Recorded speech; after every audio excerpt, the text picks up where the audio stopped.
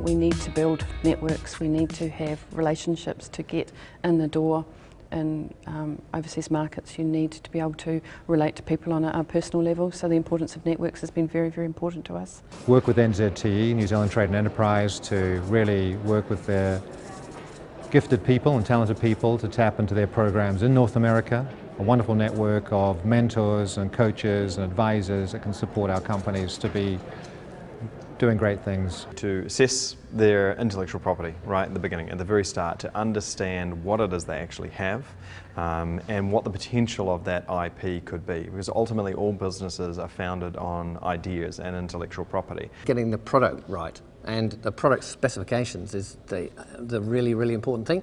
Deciding what is a totally and utterly fantastic product and then working out how to make it. Commercialisation essentially breaks into three key sort of available options. They are to license your IP, to sell your IP outright, or to turn it into a product. And you have to figure out which of those three options are available to you, and it might be one or other or a blend of them. What is the point of difference? Why are people going to choose you rather than choose someone else? So strategy and knowing your point of difference. Firstly, to determine the channel by which you're going to take your service, your product or your brand to market. And I think in today's day and age there are many different channels, and in some cases your channel might be a multiple channel opportunity. We need to be very clear about what we're doing there. Now, it doesn't mean we have to come out of the gate with that clear strategy. We may want to go up to market and really spend some time networking and leveraging the relationships that we as Kiwis can have. If you go in, you can't be too tentative. You have to go in and go in hard.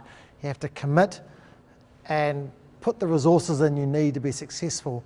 And in most markets, you have to go in for quite some considerable amount of time. Multiple experiments fail fast, and this 80-20-20 rule, which is get 80% of the features in the product done in 20% of the time, 20% of the cost, and then go to market.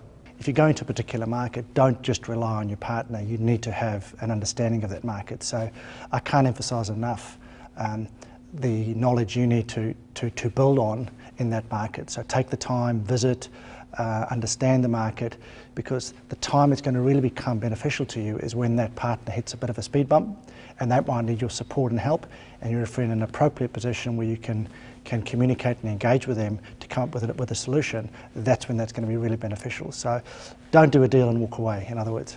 You got to identify what skill gaps you're missing, build up that internal team where required, and then bring in external capabilities, that's hires and advisors. A good partner can make or break your venture. And there are examples where things have gone astray.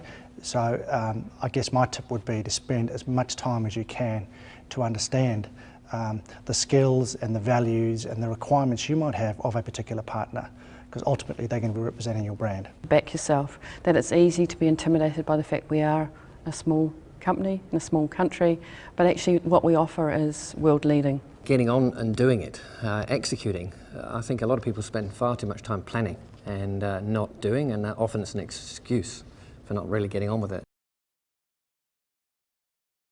It was really good hearing from first-hand experiences of people who are in the market and already trading, and not only the positives but the mistakes that people made. It's also just the networking with opportunities and people to know that you can touch base with them, float things past them, talk through things. So yeah, in that respect it's been very, very good.